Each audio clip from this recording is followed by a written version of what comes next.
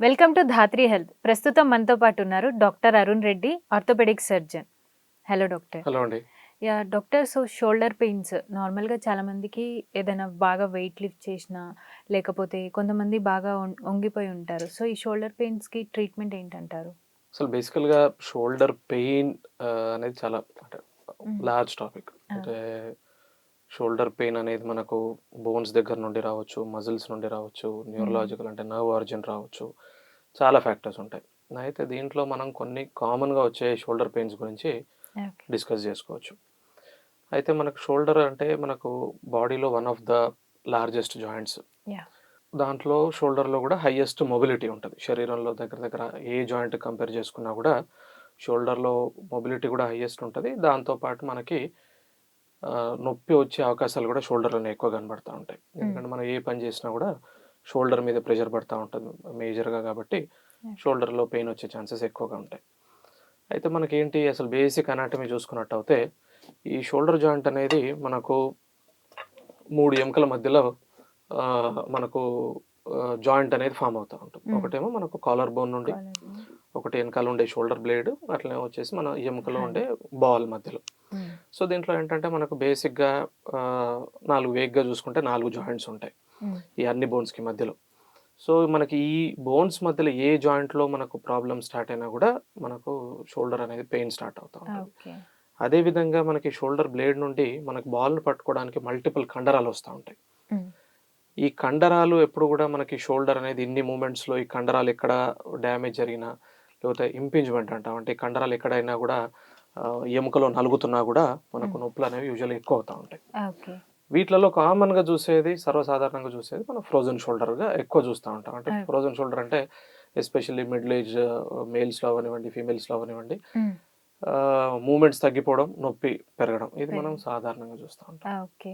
Some times ఈ fingers నుంచి ఇదంతా పెయిన్ వచ్చేస్తుంటుంది డాక్టర్. అయితే మనకు ఈ దీన్ని మనం షోల్డర్ పెయిన్ నుండిను సర్వైకల్ ఆరిజిన్ అంటే మెడ నుండి ఆరిజిన్ అయ్యే నొప్పుల నుండి మనం డిఫరెన్షియేట్ చేసుకోవాల్సి ఉంటుంది. ఇది ఎలా చూసుకోవచ్చు మనం? ఒకటి, షోల్డర్ పెయిన్స్ ఎప్పుడు కూడా మనకు మెడ భాగంలో నుంచి మొదలయ్యి మనకు మోచేయి వరకు మనకు షోల్డర్ పెయిన్స్ యూజువల్‌గా ప్రెజెంట్ అవుతా ఉంటాయి. అదే మనకు మెడ నుండి వచ్చే నొప్పులు ఏవైతే ఉన్నాయో రాడికులోపతి అంటాం. అంటే మెడ దగ్గర స్టార్ట్ అవుతాయి. అక్కడ నుండి మనకు మెడ నుండి ఆరిజిన్ అయ్యి మొదలయ్యే కండరాలు ఏవైతే మనకు చేయిలోకి, వేళ్ళలోకి వస్తా ఉంటాయో వాటి మీద డిస్క్ ప్రాబ్లమ్ అవ్వచ్చు, ఇంకేదన్నా బోన్ ఇష్యూ అయి ఉండొచ్చు. దేనివల్ల కూడా ఈ స్పాండిలోసిస్ లాగా అరుగుదల అవ్వనివ్వండి, ఈ ప్రాబ్లమ్స్‌లో నరాల ప్రాబ్లమ్ ఏదైతే ఆరిజిన్ ఉందో అది మనకు కింది వరకు అంటే వేళ్ళ దానిక స్టార్ట్ అయిపోయి తిమ్మిర్లు రావడం కానీ, మంటలు రావడం కానివ్వండి, ఇక ఎట్ ద లాస్ట్ స్టేజ్‌లోకి వచ్చేసి వీక్‌నెస్. ఈ వీక్‌నెస్ లాగా మనకు మెడ నొప్పులు అనేవి ప్రెజెంట్ అవుతాయి. Some times back shoulder pain వస్తుంటుంది కదా డాక్టర్. అలా వచ్చినప్పుడు చాలా మంది రివర్స్ పడుకోబెట్టి ఇలా ప్రెస్ చేస్తారు. అలా చేయడం కరెక్టే అంటారా? అంటే ఇప్పుడున్న ఫిజియోథెరపీ షోల్డర్‌లో చాలా ఇంపార్టెంట్ రోల్ ప్లే చేస్తూ ఉంటుంది.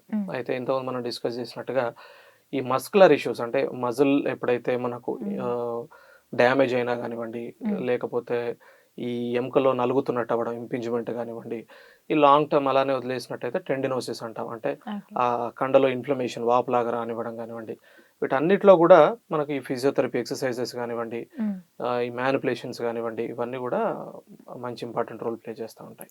ఓకే. సమ్ బాడీ మసాజెస్‌కి వెళ్తూ ఉంటారు. అది ఎంతవరకు హెల్ప్ అవుతుంది డాక్టర్? అంటే వెళ్ళొచ్చా అలా? బాడీ మసాజ్ అంటే ట్రైన్డ్ ప్రొఫెషనల్ దగ్గరికి వెళ్ళి ఈ పెయిన్ఫుల్ పాయింట్స్‌ని కానివ్వండి, లేకపోతే ఈ స్ట్రెచెస్ కరెక్ట్‌గా చేసినట్టు అయితే మనకి యూజ్ అనేది అవుతా ఉంటుంది. అంటే మనకి ఎప్పుడైతే అన్నిటికీ massage is not the answer. కొన్ని కొన్ని పెయిన్ఫుల్ కండిషన్స్‌లో కానివ్వండి, ఇన్ఫ్లమేషన్ ఉన్నప్పుడు కానివ్వండి, ఏదైనా ఇన్ఫెక్షన్స్ లాగా ఉన్నప్పుడు కానివ్వండి, మనం ఈ మసాజులు చేయడం కానివ్వండి, బాగా మర్దన చేయడం కానివ్వండి, ఇవన్నీ కూడా not advisable. So doctor, frozen shoulder అంటే ఏంటి అసలు? ఇదే సేమ్ మోడలే చూసుకుంటే మనకి షోల్డర్ చుట్టూ కూడా మనకు క్యాప్సూల్ అనే ఒక పొర ఉంటుంది. ఈ క్యాప్సూల్ అనే పొర ఎప్పుడు కూడా మనకు జాయింట్కి స్టెబిలిటీ ఇచ్చి అట్ ద సేమ్ టైం మూమెంట్స్ను కూడా హెల్ప్ చేస్తూ ఉంటుంది. అయితే మనకి ఎప్పుడైనా కూడా ఈ వేరియస్ కండిషన్స్, ఒకవేళ ఇంజరీ అయినట్టు అవనివ్వండి, లేకపోతే certain hormonal conditions, certain sugar ఉన్న వాళ్ళలో, థైరాయిడ్ ఉన్న వాళ్ళలో, లేదంటే ఎప్పుడైనా స్ట్రోక్ వచ్చినప్పుడు కానివ్వండి, వీటిలలో షోల్డర్ని ఇమ్మొబిలైజ్ చేసినాం అంటే ఎక్కువ కదపకుండా వదిలేసినప్పుడు మనకి క్యాప్సూల్ అనే పొర ఏదైతే ఉంటుందో అదంతా కూడా టైట్ అయిపోతుంది. ఓకే. ఈ టైట్ అయిపోయి మనకి షోల్డర్‌ని మూవ్ అవ్వనివ్వదు. కదలనివ్వదు. కదలనివ్వకుండా పెయిన్ అనేది సివియర్‌గా వస్తా ఉంటుంది. క్యారెక్టరిస్టిక్‌గా మనకు ఏదన్నా సడెన్‌గా జర్కీ మూవ్‌మెంట్ చేసినప్పుడు, ఏదన్నా మూవ్‌మెంట్ చేసినప్పుడు నొప్పి రావడం, షోల్డర్‌లో రాను రాను మూవ్‌మెంట్స్ తగ్గిపోతా ఉండడం, నైట్ పెయిన్స్ రావడం, అంటే రాత్రి పడుకున్నప్పుడు నిద్రలో నొప్పితోటి సడెన్‌గా మేలుక రావడం, ఇవన్నీ కూడా ఫ్రోజన్ షోల్డర్ యొక్క లక్షణాలు. సో డాక్టర్, ఏదైనా సివియర్ పెయిన్ వచ్చిందనుకోండి షోల్డర్‌లో, దానికి రిలీఫ్ అవ్వడానికి ఇమ్మీడియేట్‌గా ఏదైనా చేయొచ్చా? ఇప్పుడు ఈ మనకు ఫ్రోజన్ షోల్డరే గానివ్వండి, ఇంకో మనకు ఎనీ జనరలైజ్డ్ షోల్డర్ పెయిన్ తీసుకున్నట్టయితే హ్మ్. ఆహ్, ఫస్ట్ డయాగ్నోసిస్ అంటే మనకు ఓకే. షోల్డర్ నొప్పి ఎందుకొచ్చింది? హ్మ్. దాంట్లో ఏం లక్షణాలున్నాయనేది చూసుకొని, హ్మ్. కండరాల నుండి వచ్చిందా? లేకపోతే ఎముక ఆరిజినా? లేకపోతే ఈ ఫ్రోజన్ షోల్డరా? ఇవన్నీ గూడా కారణాలు తెలుసుకొని, నెక్స్ట్ మెజారిటీ షోల్డర్ పెయిన్స్ అన్నీ గూడా మనకు మెడిసిన్ తీసుకోవడం, హ్మ్. ఫిజియోథెరపీతో హ్మ్. మెజారిటీ షోల్డర్ ప్రాబ్లమ్స్ అనేవి రెక్టిఫై అవుతాయి. ఓకే. దీంట్లో కొన్ని ప్రాబ్లమ్స్ మాత్రం మనకి నెక్స్ట్ స్టేజ్ అంటే స్టెరాయిడ్ ఇంజెక్షన్స్ చేయడం గానివ్వండి, ఓకే. లేకపోతే ఏదన్నా ప్లేట్‌లెట్ రిచ్ ప్లాస్మా అంటాం బీఆర్‌పీ ఇంజెక్షన్స్ చేయడం గానివ్వండి. హ్మ్. ఇక లాస్ట్ ఆప్షన్ వచ్చేసి సర్జరీస్. ఈ ఓకే. సర్జరీలో మనం ఇప్పుడు దగ్గర దగ్గర మెజారిటీ షోల్డర్ ప్రాబ్లమ్స్ అన్నీ గూడా హ్మ్. మనం ఆర్థ్రోస్కోపీ అంటే ఆర్థోస్కోపీ. హ్మ్. లోపల కెమెరా పెట్టేసి కీ హోల్ సర్జరీ ద్వారా ఓకే. మెజారిటీ షోల్డర్ ప్రాబ్లమ్స్ అన్నీ ఎస్పెషల్లీ రిప్లేస్మెంట్ ఆపరేషన్‌లు గానివ్వండి, లేకపోతే ఇంజరీస్, ఫ్రాక్చర్స్ గానివ్వండి తప్ప ఆ 2 ఈ ఇబ్బందులు తప్ప మిగతా అన్ని ప్రాబ్లమ్స్ గూడా హ్మ్. దగ్గర దగ్గర ఆర్థ్రోస్కోపీలో మనం ఓకే. సాల్వ్ చేస్తా ఉన్నాం ఇప్పుడు. ఓకే.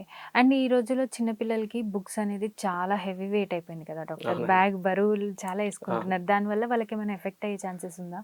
ఆబ్వియస్ కదండీ. ఎవరైనా హ్మ్. గూడా హ్మ్. Heavy heavy. వెయిట్స్ లాంగ్ టైమ్‌లో మోస్తున్నారంటే హ్మ్. వాళ్ళ మీద ఎఫెక్ట్ అనేది పడతానే ఉంటుంది. హ్మ్.